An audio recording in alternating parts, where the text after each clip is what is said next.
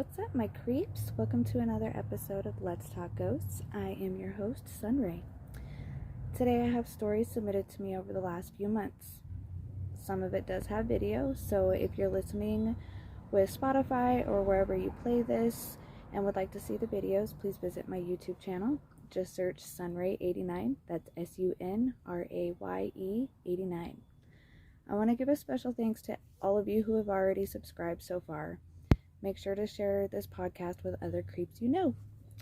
So today I'm going to start with a video from Lilith. I haven't actually watched this, so my reaction will be a true reaction.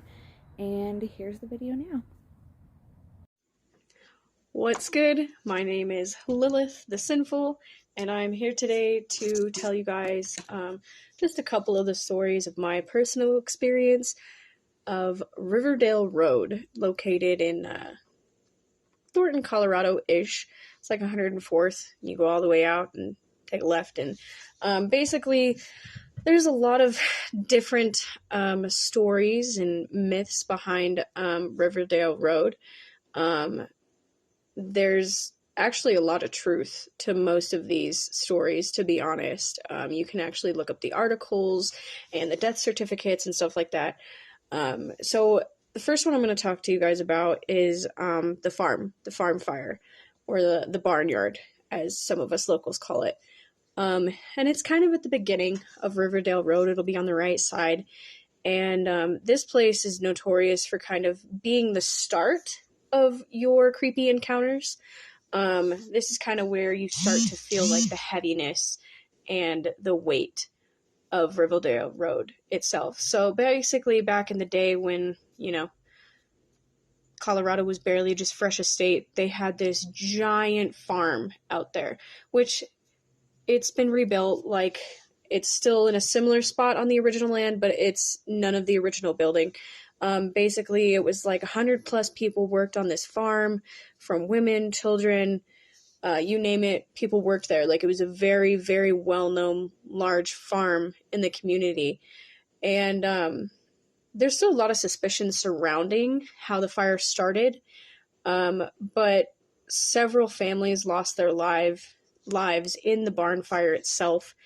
It's said that on your way in and on your way out, you can actually hear like children laughing, or like the screams and stuff of the people like burning alive. And you can actually smell the smoke every time that you pass it. Ooh, I'm getting goosebumps actually talking about it. So it's a very real thing.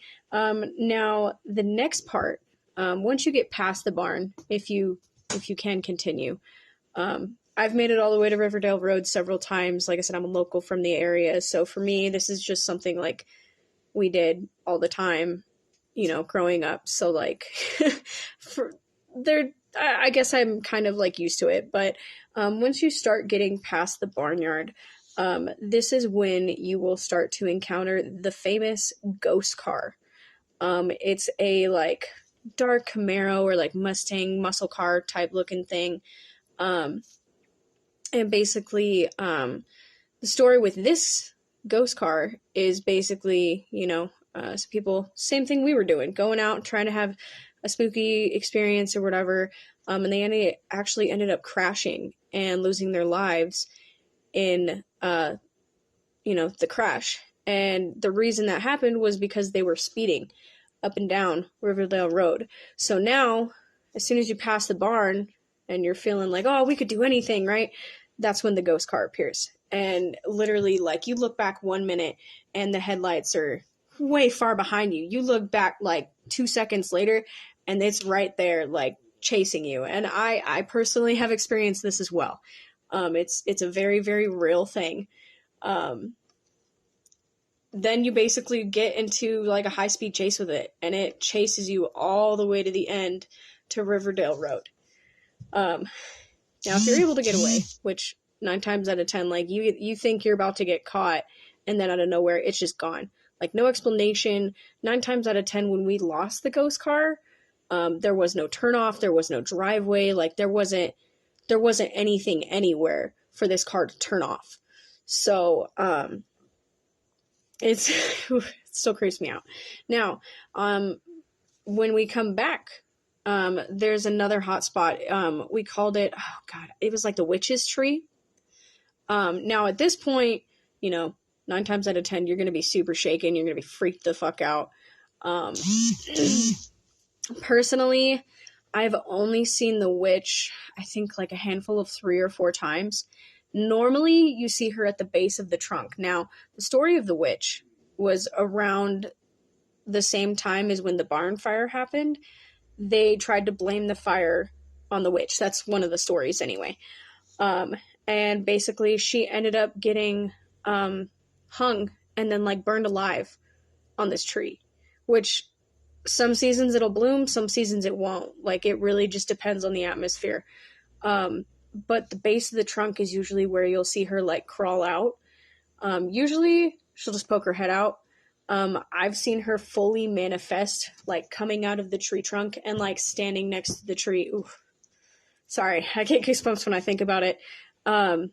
They say that if you're feeling brave enough to go up to the tree to like help her get out of the tree, to touch it. But please, for the love of God, don't touch it. Don't touch that tree. I had a friend that thought it was going to be a great idea to go touch the tree. And we're like, bro, like, don't do it. Don't do it. Like, we had already gotten chased by the ghost car twice on the way up Riverdale Road and on the way back to that point. For whatever reason, he thought it was a great idea that we stop at the witch tree at that exact moment. And I'm just like, this is not going to work out. And, right as he gets close to like touching the tree, we see something like go out to like grab him. And thankfully my other buddy was with him and like pulled him back. We dipped so fast. I mean, like we burnt rubber. Yeah, they say that she tries to entice people to the tree, for more souls to feed on, so to speak. Like I said, they did blame the barn fire on her, claiming that it was, to collect souls. So it's a very real thing. I know that there's been a few photos actually caught of her. Her other name is like the Woman in White, because she's in all white, and it's just creepy. Like if you want to go down Riverdale Road, go for it. Like I can't say don't do it because I used to do it all the time when I was younger, but please, whatever you do, out of all the side attractions on Riverdale Road, don't stop at the tree. Don't stop at the tree. And you'll know exactly what I'm talking about. If you've ever been there or ever driven down Riverdale Road, you cannot miss this tree. It's just like weird. It's just like off the side of the road. Like if you're going up Riverdale Road, it's on the left side. If you're coming back down, it'll be on your right. But it's right before you hit the barn, on your way back. And it's after the barn on your way up. So I don't encourage it. Like I said, you want to try and go there and like ghost hunt and like take some pictures and catch something, go for it. But like I said, please, please, please don't touch the tree. Wow. All right. So thank you, Lilith, for submitting that. I am super happy and excited that you shared something about Riverdale Road. I totally have a plan to go up there this summer and do an episode and do some ghost hunting. So I'm not going to share too many stories, but from what I do hear is this is a pretty terrifying road, and I'm actually quite shocked that it's still open to the public. But if anybody listening to this has a story about Riverdale Road, please, please, please submit them to my email so that I can add them to that episode. The email is letstalkghosts22@gmail.com. And if you do go to Riverdale Road, don't forget what Lilith said. Do not touch the witch's tree. So this next story is going to be from my friend Cristelia. She actually submitted a video and a recording of what happened, so I'm actually going to play that for you now.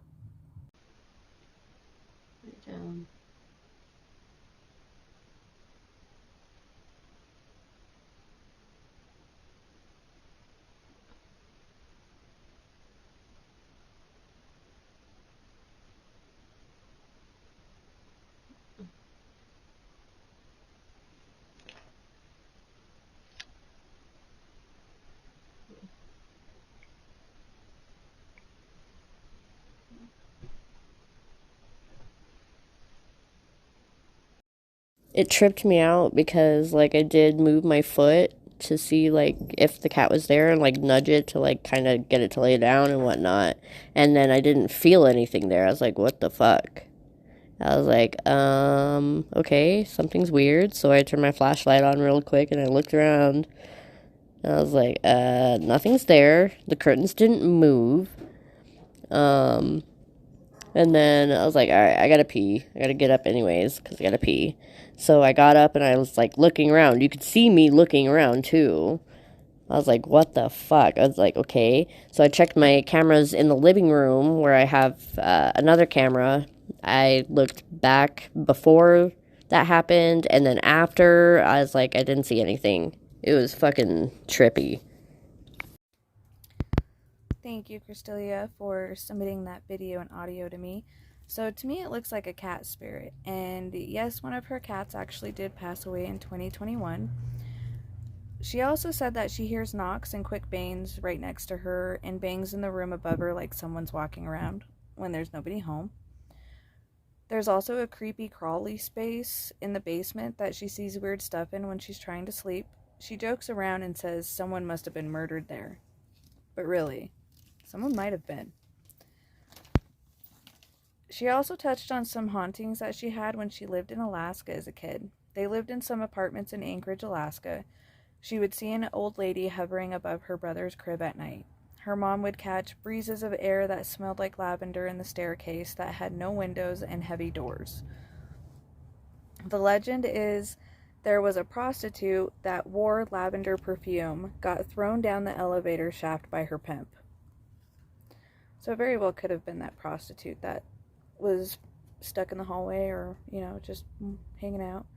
Her mom also told her about a time that her and someone else were painting the laundry room, and it had a door, and they had the door propped open because there was no windows in there and they needed some air, but the door kept shutting on them. So they put a broom in the door and it shut once more. The person who was with her yelled, "Would you effing stop it?" And it didn't happen again. Sometimes they just need to be told. Or maybe it just wanted some attention or, something like that, and you guys acknowledged it, so it stopped. This next segment is from my friend Elizabeth, and here it is now. Hey, sweetie, it's me. I have like 3 ghost stories. I remember being 9 years old. Um, I think I was trying to fall asleep, and I just kind of sat straight up, and I saw and I heard like four like voices, and then I saw like 4 heads. It was like head of a lion, head of a snake, a man's head, and a goat's head. I'm like, what the fuck? They was just like circling my head. I'm like, I did not appreciate that at all. That's still, fucks with me almost like 40 years um back. Like it's crazy. Um my second one was the day my grandmother, who I'm named after, she passed back in 2000, I believe.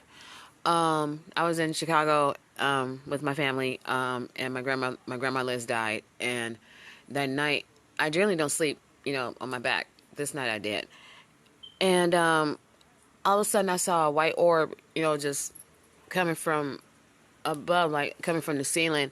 I'm like, whoa, that was creepy. Like it didn't like bounce or dart anywhere. It just kind of like it descended, and it was like right in front of me. I'm like, oh my god. I was like 19 at the time. That was that was crazy, and it went from an orb to me hearing her voice for the first time since I was a little girl. I was like, oh, that's my grandma Liz. That was nuts. And the third one, my auntie Renee passed 2 years ago. Sorry, this one's pretty difficult. And where I live right now, then we have bunk beds. So I was already stressing out. I just found out she passed, and that night I didn't like I didn't sleep. I didn't sleep. It wasn't happening that night. So as I kind of just like drug myself to my bed, I remember looking up and I saw a pair of legs hanging off in the top bunk. I'm like, there's nobody up there. What the hell? And I immediately recognized it was my Auntie Renee.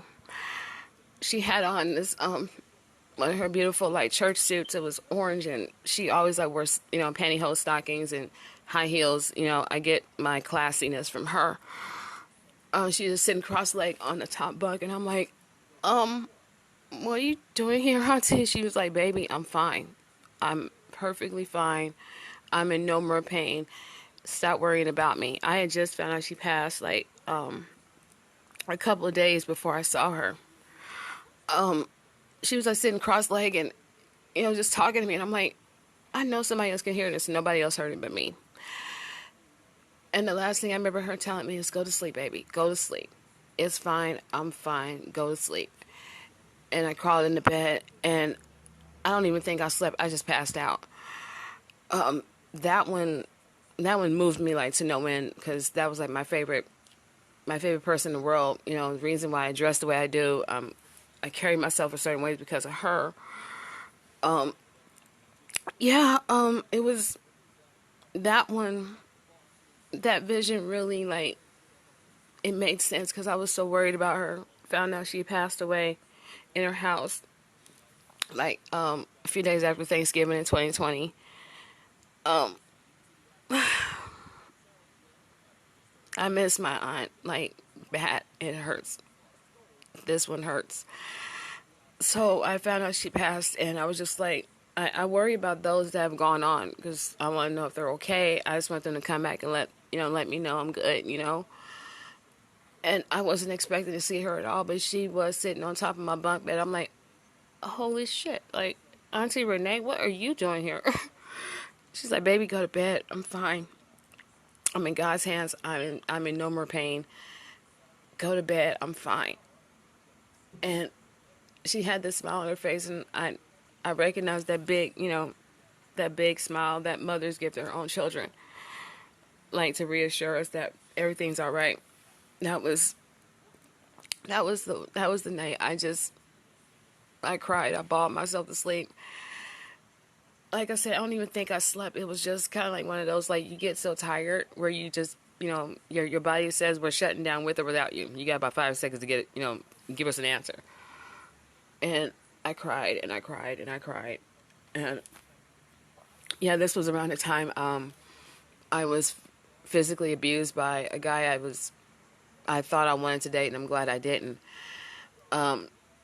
Yeah, the same day he beat me, was the same night I saw my auntie. So she was looking out for me as much as I was concerned about her. I didn't care about my face. I didn't care about the fact he knocked out literally my tooth that night, and like a couple months later, the same side of my mouth, the other tooth is gone.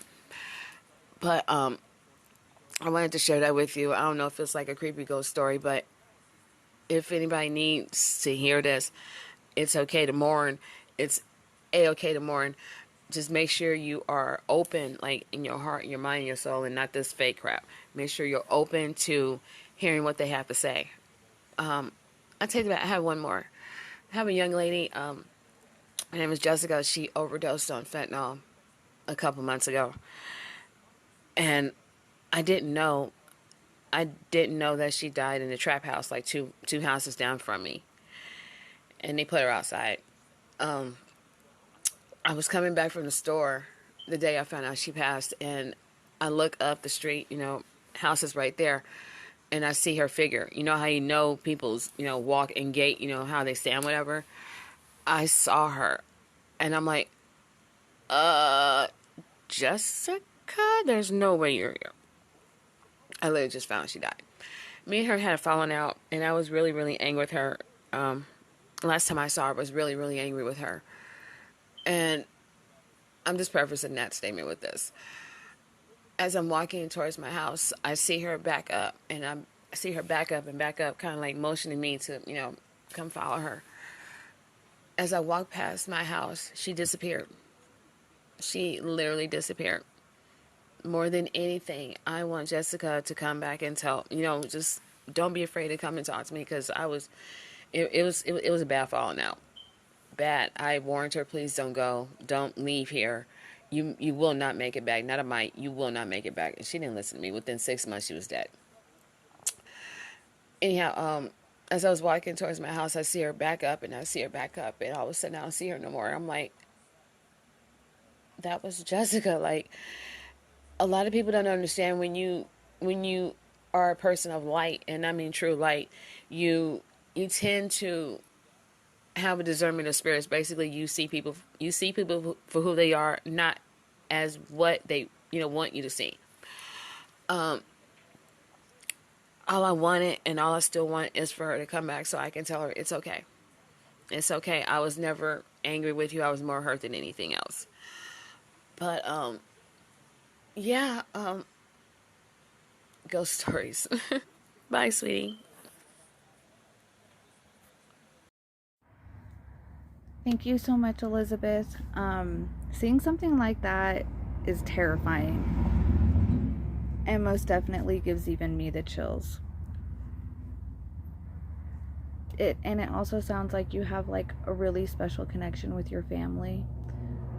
There's all love there, and your family sounds like they're still with you every day and still connected to you in every which way.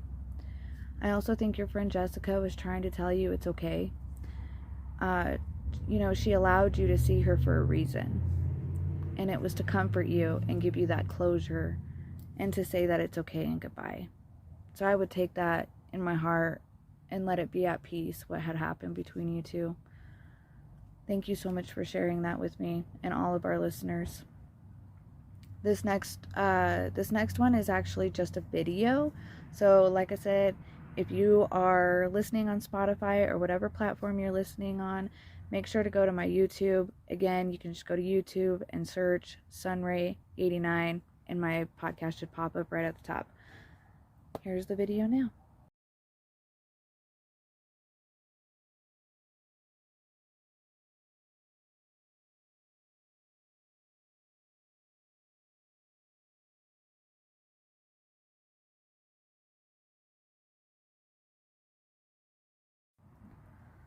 Alright, so this next story is actually from one of my old coworkers. She used to work at Jumpstreet, which I don't know if you guys have them in your state, but here we have a place called Jumpstreet, and it's basically one big giant trampoline in a building. Multiple trampolines everywhere. She used to tell me that there was mirrors next to the trampoline areas so that you could watch yourself jump on stuff. And she said that they would find handprints at the very, very top of the mirrors where nobody could reach. I mean, logically, no child would be able to reach to put handprints there. Even the employees had a hard time reaching to clean up there and stuff. That was one weird thing. The second weird thing, which she actually submitted a video, and I'll let you guys peep it out here in a moment. But underneath the trampoline area, it was a really short area, and they would have to go down there occasionally, and she actually saw footprints one day, and there was no logical explanation for those either. She said people were always required to wear socks at all times, so nobody would have been barefoot back there. She has no idea what they could have possibly have stepped in either to leave footprints like that, so she thought that was really weird and odd. Definitely a haunted location. Check out the video.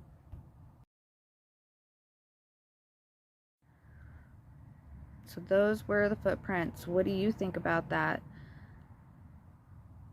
This next story is actually going to be one of my own. So recently I've been staying outside of a friend's house. I live in my RV and I park outside. So the house next door is actually for sale. So there's nobody living in this house currently. And when I first started coming around here and hanging out, I thought a family lived there because I could hear people talking and like the sound of the TV and stuff like that. Like I could hear life coming out of the house. So I naturally assumed people lived there. Well, come to find out, nobody lived there. The house was being remodeled and redid so it could be put on the market and sold. It's actually for sale currently. And when they were cleaning it out and everything, they actually found a Ouija board in the basement. I did offer my services and told them if they had any issues to let me know and I would come and help. Never heard anything else. But one morning, I was driving to work and they had the lights on in the dining room area, and the blinds open, and I happened to glance over, like something, I just felt like I needed to look. And I looked over and I could see an entire family sitting around the dining room table in this empty house at about 4:45 in the morning. I was on my way to work.